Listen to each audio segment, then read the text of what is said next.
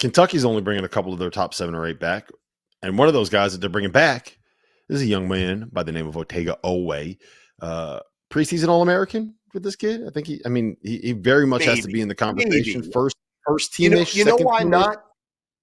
Yeah, you know why not? Is because I think there's going to be too many guys in that team that you're going to have to feed. Money-wise, a lot of those dudes are making money, and they're going to all need minutes. Now, Quentin is obviously – I don't think he's going to be ready for the start of the season. But the perimeter – I mean, look at how loaded that thing is. We just talked about Alabama going 5 deep, and the 5 were a couple of guys in Bethea and Millette who really didn't play a lot last year. Well, let's look at Kentucky's. You got Oweh, who played a ton at Kentucky. You got Jalen Lowe, who played a lot at Pittsburgh. Aberdeen, who obviously is coming over to play major minutes from the defending national champs, Florida. Cam Williams coming over from Tulane and can really shoot the hell out of the ball. Colin Chandler coming back, waiting for his turn at Kentucky. Jasper Johnson coming in as one of the top freshmen in the country. Who am I forget? Trent Noah.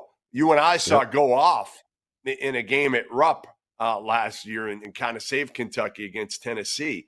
What's that? How many? 1, 2, 3, 4, 5, 6. That's 7 right there. That's 7 perimeter guys, Rob. That's a lot of mouths to feed. Yeah.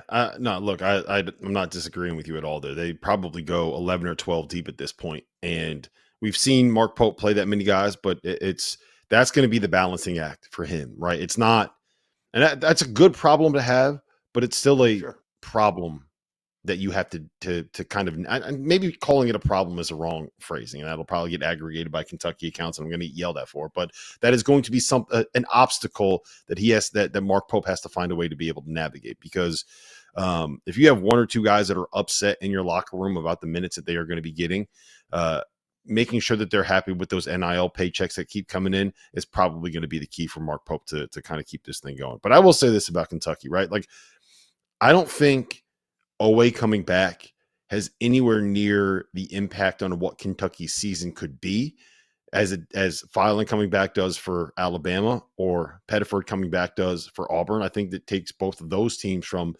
borderline top 25-ish, if that, to top 10 to 15 in the country, right?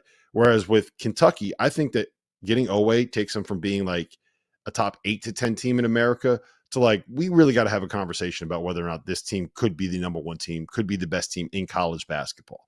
I think it's still probably Purdue, Houston, Florida to me in that order, but I don't think you can have the conversation of who is the best team in college basketball without having Kentucky in that conversation. Is that fair to say, Goodman? Yeah, I'm not ready to say that yet, but maybe. I mean, again, I think they've got the depth that those other teams don't have.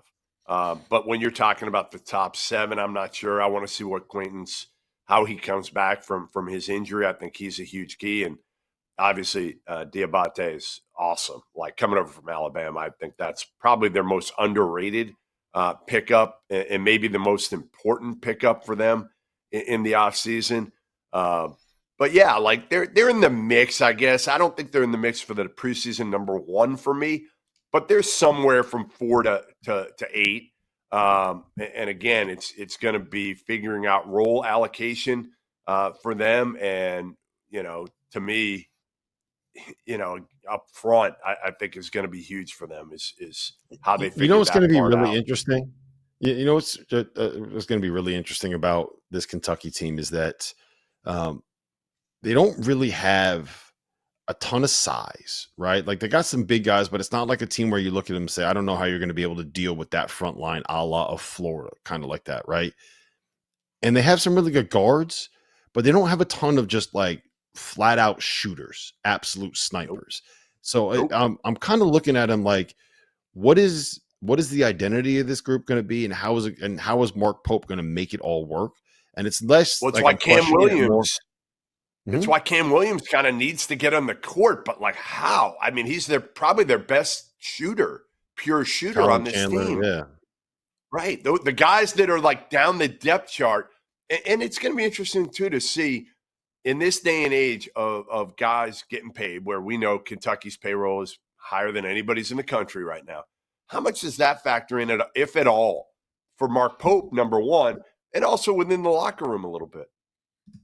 Mm-hmm. No, I agree with you, man. I think that's the one thing that probably has me when I say that there's a top three. Like that's probably the biggest thing about Kentucky is how are the pieces going to fit? How are the personalities going to fit? How is the locker room going to all kind of come together? If there's one guy that can figure it out, it's probably going to be Mark Pope.